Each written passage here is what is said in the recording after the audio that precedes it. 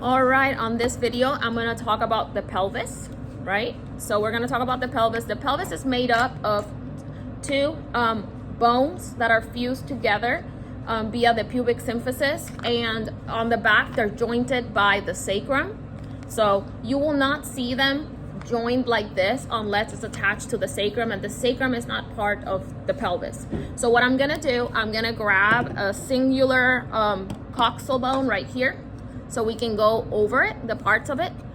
The lateral side is gonna have the acetabulum, so the outside of it is gonna have this acetabulum.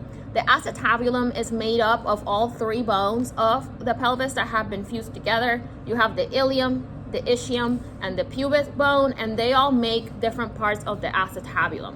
So I like to put this on the outside, so that's the lateral side. The front of it is gonna be this side, that's more pointy. So that's the pubic bone. So this is the pubic body, and then the pubic tubercle on the top.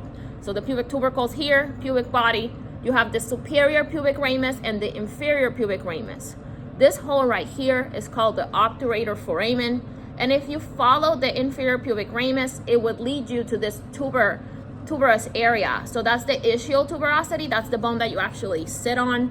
So that's the ischial tuberosity right there. This bone right here is the ischium. So the ischium actually goes all the way up here. So that all this is the ischium. There's no clear delineation. You just have to go by landmarks. So that's why the landmarks in the pelvis are so important. So let's say we're at the ischial tuberosity and we go back. We have this dip right here. This dip is the lesser sciatic notch. And then this little tuberosity or spiky portion is the ischial spine. So you have the ischial spine, and right underneath you have the lesser sciatic notch. If we go to the top of the ilium, so the ilium is this whole big area. The biggest bone of the pelvis is the ilium. We go to the top, this is the iliac crest. If we follow the iliac crest to the front anterior portion, you're gonna land on this protuberance called the anterior superior iliac spine. Then it's gonna dip in and it's gonna lead you to the anterior inferior iliac spine.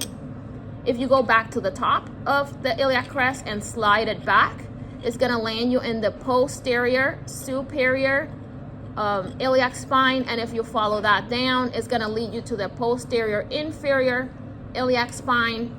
And if you follow that, you're gonna have this notch, and that's the greater sciatic notch.